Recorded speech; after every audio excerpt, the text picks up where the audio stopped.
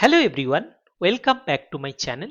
Today I am going to discuss the degree of freedom analysis and walk you through a detailed example of a mixing process. So our first example focuses on a straightforward mixing process. The problem is stated as follows.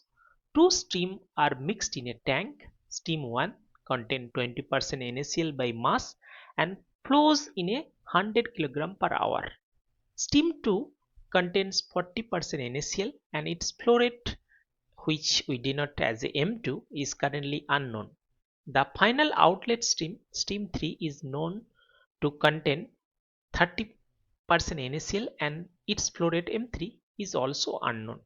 The goal of this analysis is to answer the question, can we determine all unknown flow rates? The process diagram on the right visually summarizes all the information, the two inlets, one outlet and the unknown and known values. To perform the degree of freedom analysis, we follow three structural steps. Step A is to draw and label the flowchart, which is complete. Step B is the count the unknowns. From our flow sheet, we can clearly identify two variables whose values must be found. One is M2, the mass flow rate of stream 2, M3, the mass flow rate of stream 3. Thus, the number of unknown is here 2. Step C is to count the independent equation. We can write, since we have two components, NaCl and water, we can write two material balance equation. Here one, the overall mass balance, that is total mass in equals to total mass out.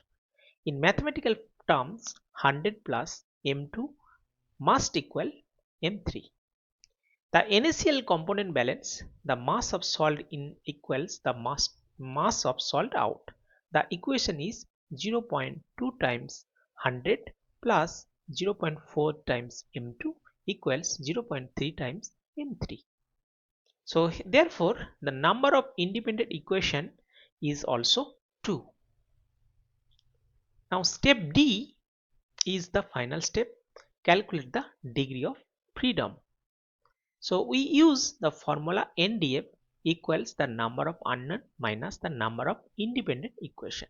Substituting our values, NDF is equal to 2 minus 2, which gives us a degree of freedom 0. The conclusion from the degree of freedom 0 is that problem is exactly specified. This confirms we have enough information to solve for every unknown variable in the system. Finally, we found the solution by solving two simultaneous equations. 100 plus M2 is equal to M3, 20 plus 0.4 times M2 is equal to 0.3 M3. So the result of the solving this equation, M2 dot, the flow rate of stream 2 is 100 kg per hour, and M3 dot, the flow rate of stream 3 is 200 kg per hour. So that's it. Thank you.